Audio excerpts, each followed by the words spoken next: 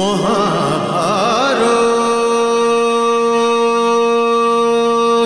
এই কথাগুলোর তাৎপর্য তো এটাই হলো না যে আমি একলাই রয়ে গেলাম। আর আমি চাই না যে আমার পুত্র আর অনুজের পুত্রদের মধ্যে যুদ্ধ হোক, কারণ যুদ্ধ তো জিত তো কেবল এক পক্ষেরই হয়ে থাকে। আর আমি এটা চাই না যে আমার পুত্র আর আমার অনুজ পাণ্ডব পুত্রদের মধ্যে কেউই হেরে যাক। সেই জন্য আমি আমার রাজ্যকে বিভাজন করে দিয়েছি, আর ওই সীমারেখায় একটা তলোয়ারের ধার দিয়ে আমার হৃদয়ের উপর টানা রয়েছে। গান্ধারী, তুমি এই কষ্টটাকে বোঝার চেষ্টা করো। তুমি কুন্তিকে বোঝাও যে ওর বিদুরের ঘরে থাকাটা উচিত হচ্ছে না। ও হয় এখানে চলে আসুক,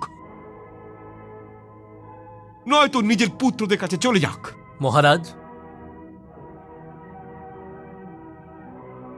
যদিও তোমার ঘরে থাকে বিদুর, তবে হস্তিনাপুর এটা কখনো ভুলতে পারবে না যে পাণ্ডবরা বনের মধ্যে ঘুরে বেড়াচ্ছে, আর হস্তিনাপুরের এটা ভুলে যাওয়াই উচিত হবে। এই সময় আমি এই সমস্যার সমাধান নিয়েই এসেছি মহারাজ। কি কুন্তি তবে বনবাসে যাবার সিদ্ধান্ত নিয়ে নিয়েছে? না মহারাজ, বৌদিমণি খুবই দুর্বল হয়ে গেছেন আর বৃদ্ধাও হয়ে গেছেন। বনবাসের অত কষ্ট উনি সহ্যও করতে পারবেন না। তবে তুমি কি সমাধান নিয়ে এসেছো? কিন্তু অনুজ বিদুরকে নিজের কথা বলবার সুযোগ তো দিন আর্যপুত্র। ঠিক আছে, তুমি বলো যে কি সমাধান নিয়ে এসেছো। পাণ্ডবদের বনবাসের আজ 13 দিন পূর্ণ হয়ে গিয়েছে মহারাজ। আর শাস্ত্রের অনুসারে বিশেষ স্থিতিতে 13 দিন 13 বছরের সমান হয়ে থাকে। এই জন্য মহারাজ, যদি আপনি আপনার কোনো দূতকে ওদের ওখানে পাঠিয়ে দিয়ে ওদের এখানে ফিরিয়ে নিয়ে আসেন, তবে সব ঠিক হয়ে যাবে মহারাজ, সব ঠিক হয়ে যাবে। ওদের এখানে ফিরিয়ে আনবো আর দুর্যোধনকে আমি আত্মহত্যা করে দিতে দেব? তুমি সর্বদাই দেখছি পাণ্ডু আর পাণ্ডু পুত্রদের পক্ষ নিয়ে কথা বলে থাকো।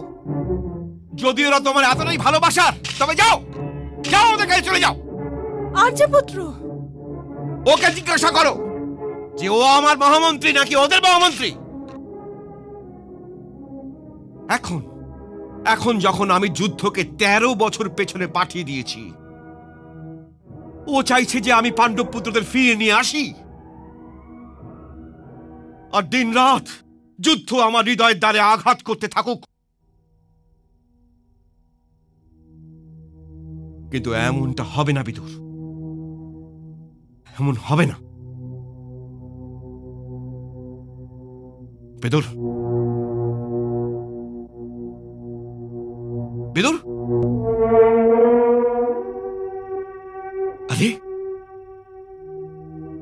আজ্ঞা না নিয়েই চলে গেল। যাকে তাড়িয়ে দেওয়া হয়েছে সে চলে যাবার আজ্ঞা নেয় না আর্যপুত্র। ও নিশ্চয়ই পাণ্ডব পুত্রদের কাছে চলে গিয়ে থাকবে। যেতে দাও। আমি ওর ভরসার উপর রাজ্য শাসন করছি না। আর এটাও শুনে যাও গান্ধারী, আর বিদুর ওদের 1000 বার বোঝালেও আমার প্রিয় যুধিষ্ঠির ওর কথা শুনে এসে শাস্ত্রের দোহাই দেবে না। ও বনবাসের বছরকে দিনের হিসেবে মাপবে না। ও 12 বছরের বনবাস পূরণ করবে, আর 1 বছরের অজ্ঞাতবাসকেও। মহাভারত।